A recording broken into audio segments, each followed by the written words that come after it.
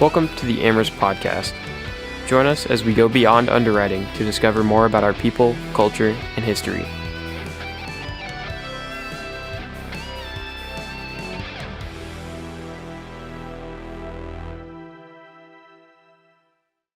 Hello and welcome back to the AmRisc podcast. We are doing episode 4 today. My name is Christian Medina, one of the hosts.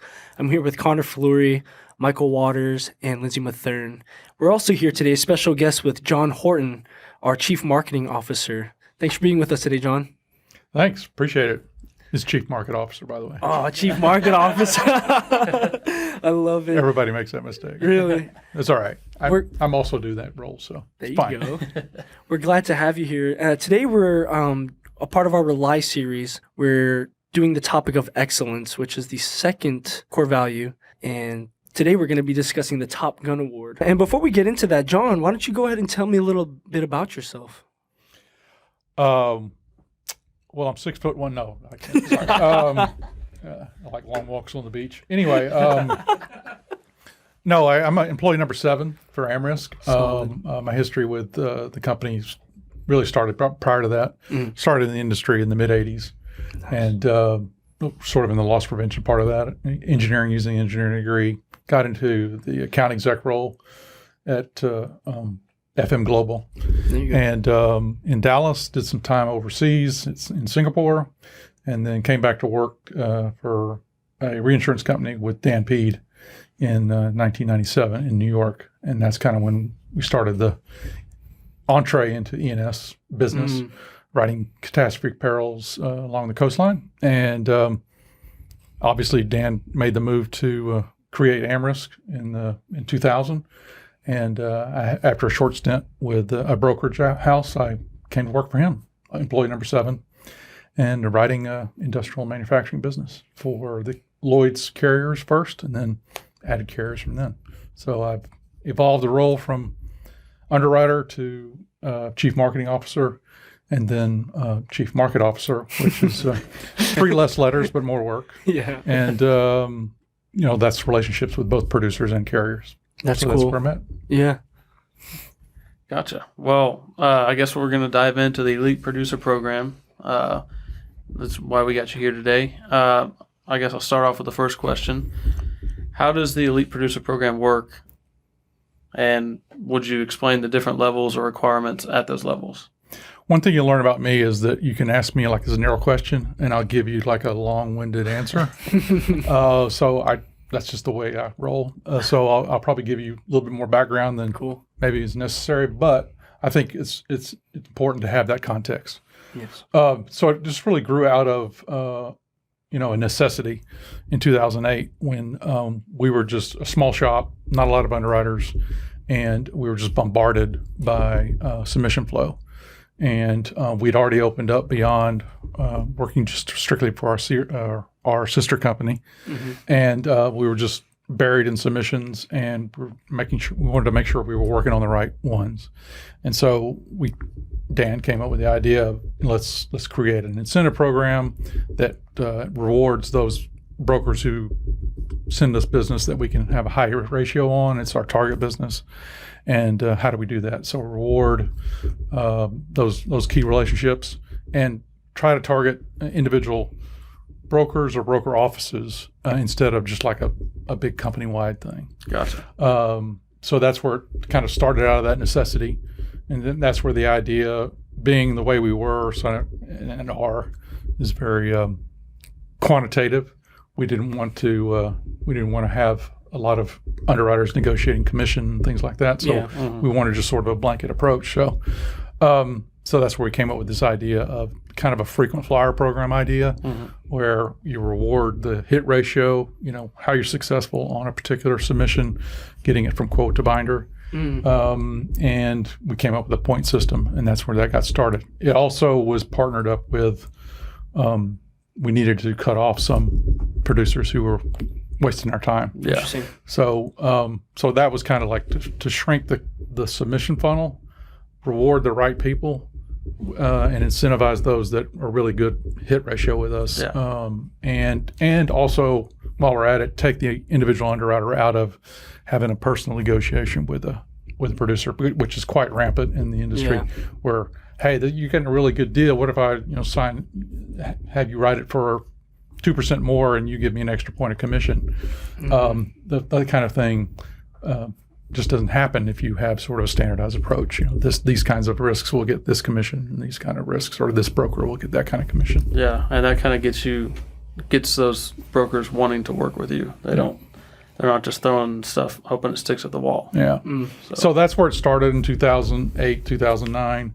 It progressed through the years up until when we had the agency group was created to target retailers directly in 2015. In 2016, we went away from sort of the point system and went into just strictly here, what premium are you writing with us, your particular office? And that was an easy transition. And then the big change, I guess, after that would be late 2017, 2018, when we had the Kronos rebrand. And prior to that, we'd also had common clearance between the retail and the wholesale. And with the Kronos rebrand and the change in the structure, we felt that it was reasonable to have two shots at the risk on a new business basis, but we would keep the renewal business with the channel that it was written with. Definitely. Gotcha. Well, with that being said, with having a relationship manager, what role does that relationship manager play?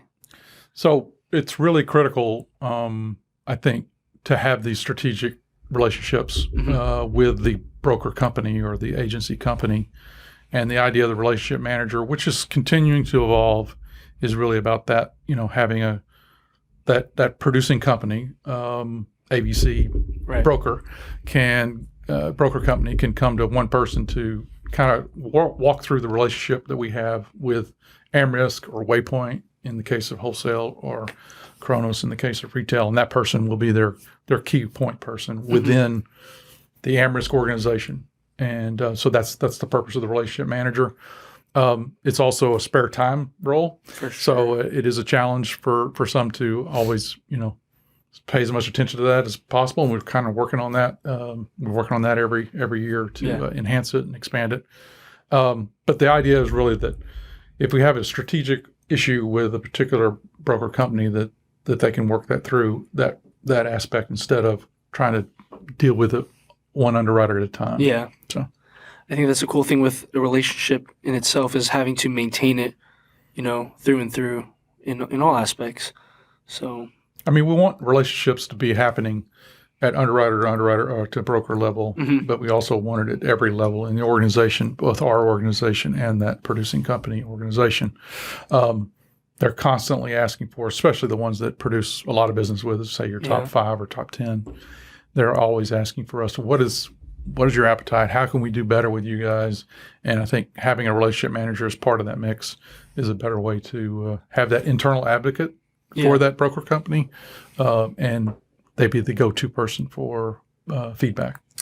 I noticed how early you said that there were some that you guys kind of had to carve out for the ones that were, wasting your guys' time. Like, how did that go? How did you guys go about that? How did you determine which ones weren't sufficing, for what you guys were doing? So we're talking about the Night of the Long Knives. That was, I can tell you exactly when it was. It was September 12th or 13th of 2008. Several things were happening. I don't know if you guys remember. Hurricane Ike? Hurricane Ike was September 13th, or that's when it hit Houston. Yep. And a very large insurance company was having difficulties as part of the financial crisis. Oh, right. And there was some big rumors about where that was going to head, and then there was also the financial crisis, as I said, and there was then we had gone through this process leading up to the then NAPSLO convention, and we just decided we just took the hit ratios of all the producers. And we just sorted them, our highest hit ratio to lowest hit ratio. And it was like almost, it was obvious. Yeah. The ones with the big flow rate, with the low hit ratio, those are the ones you needed to cut off. And we cut off about 8 or 9 of them, some of which have come back in to the fold since then. But that was an uncomfortable NAPSLO meetings, where I can imagine.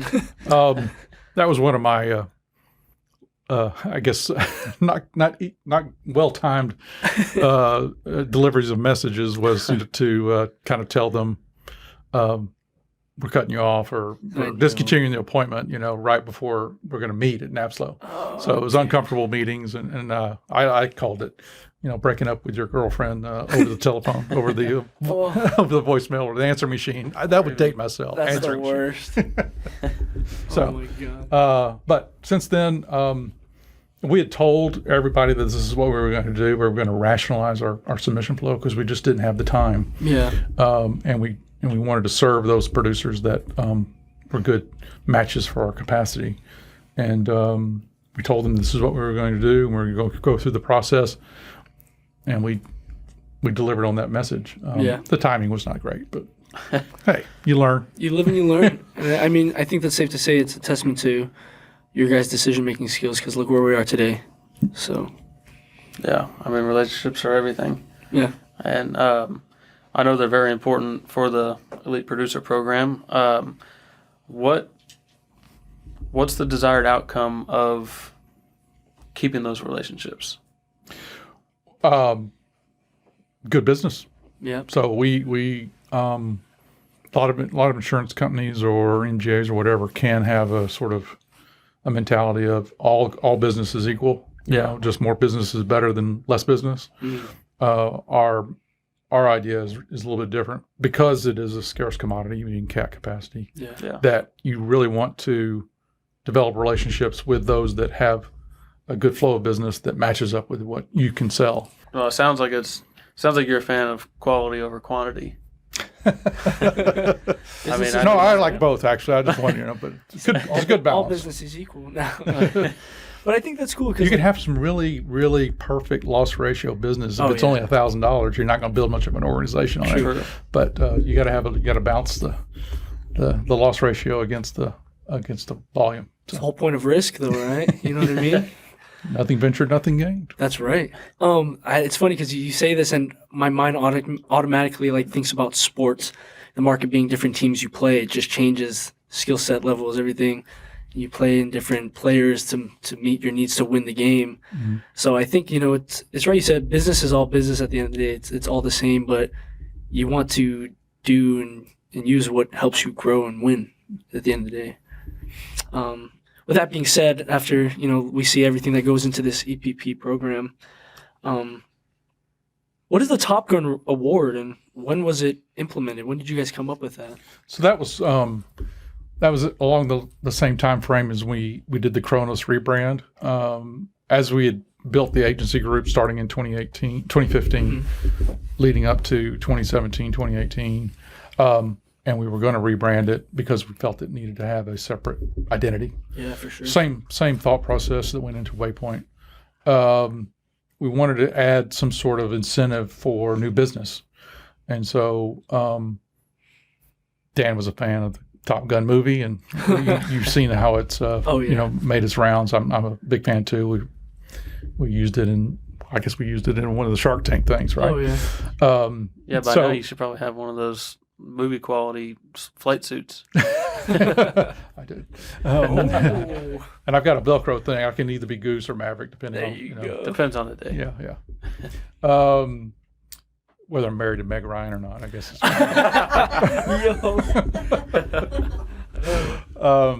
But so the Top Gun idea was let's reward those new business producers. And with some incentive, and nothing speaks louder than money. So a little bit of extra commission, but also targeting new business. So basically the Top Gun program, we look at every quarter and the top 10 new business producers, in the case of wholesale, become Top Guns. And that reward is one award, and it applies to one account, and they can get 360-day clearance. So when you really think about the program, what you can reward people with is clearance days and commission, and so they get 360 days of clearance. They get a little extra half point of commission, and they also get sort of senior underwriting treatment, and they get some price flexibility at the end of the day when all the negotiation is done, just to get it across the finish line. Yeah. And the thing we added here right before COVID was that we tied in the rodeo event with the Top Gun reward. And so we invited folks to a sort of a mini producer event with the rodeo involved. That was cool. So that's really turned out really, really good. Yeah. On an individual basis, how can we help promote this program to the other producers? I think it really comes down to when you're marketing and, is this a Top Gun award? Knowing that it's usually caught at the beginning. But if it's not, and you find out that, hey, I'm going to use my Top Gun award for this account, then, that's a good opportunity to either elevate it to maybe a senior underwriter or just make sure that you get it really, pull out all your pencil sharpeners and everything in terms of doing the deal. Yeah. This market's a little bit different, so not a lot of pencil sharpeners going around. Pencils are shorter. But I think, give them good service and make sure you've pulled out all the stops to help them win that business because they've targeted that account and they're trying to target it with their agent in the case of a broker. Give good service and have a lot of communication and make sure that they get every advantage they can get to win the business. True. So I did have an additional question. So in regards to the differences between a diamond and a sapphire, the producer levels that they have, say a lower ranking one becomes a Top Gun, does that give them the ability or the chance to go higher up in the rankings, or how does that work? So I guess that was the one thing I did miss. One of the things that we were also wanting to recognize were up and coming brokers who maybe aren't in that high volume yet, but they could have a good quarter and be a good quarter for new business. Yeah. So it's a level playing field for every quarter. So if that up and coming broker produces in the top 10 for that quarter, then it doesn't matter what the total volume is for the year. They're going to get that Top Gun award. So that was really it was a multifaceted benefit, but that was the main thing we wanted, sort of the next generation, if you will, or just the up and coming producer, get some sort of benefit on a particular account, which is nice, but also a little bit of entertainment at the rodeo event. I will say this: the rodeo event is kind of like the bookend of the COVID for me, and for our organization. I think it was we had all the top guns come in, we had some of the top producers come in, and we're all set to go to the rodeo. Yeah. And 30 minutes before that, they said, we're canceling rodeo. Oh, I remember that. Yeah. And we had all these folks in, 89 folks, and that was just like a stitch in time, if you will. And we didn't really come back to that until the last month. And that was what I said in that gathering was, it's great to see everybody again. It's been too long, almost exactly 2 years. And we just don't ever want to go through that 2 years again. Definitely. But it was very much a bookend in the COVID experience for me. It was kind of like a old home week or reunion or whatever. Yeah. But and the group had expanded, so it was 80 or 90 folks there. I mean, we managed to have a good time. We did a pub crawl and we did some karaoke. But karaoke, yeah, which there's nothing recording me singing. So you did sing though. There's just no recording. But, well, John, it was a pleasure having you here. Yeah. Thanks for giving us some time in your busy schedule. No problem. I'm excited about what you guys are doing here. It's great to see your faces in person, for one thing. Yeah. It's nice, but it's a really good way to communicate both internally and externally, and I'm always available to expand on whatever you want to expand on. I'm a big advocate of this company. Yep. I love it. This is my last job, and I'm looking forward to what you guys are going to accomplish here. Thank you. In the years to come. Fun fact: John is actually one of the sharks that helped fund and approve our Shark Tank idea. And so this podcast, we would have to give a big thanks to him for stepping in and taking a chance on us. So couldn't have done this without you, man. Oh, no problem. Thanks. Once again, thank you all for listening. Please like, subscribe, and follow us on your favorite streaming platform. Be on the lookout for our 5th podcast, where we will be interviewing Scott Hornsby on underwriting leadership. And in the words of John Horton, Onward.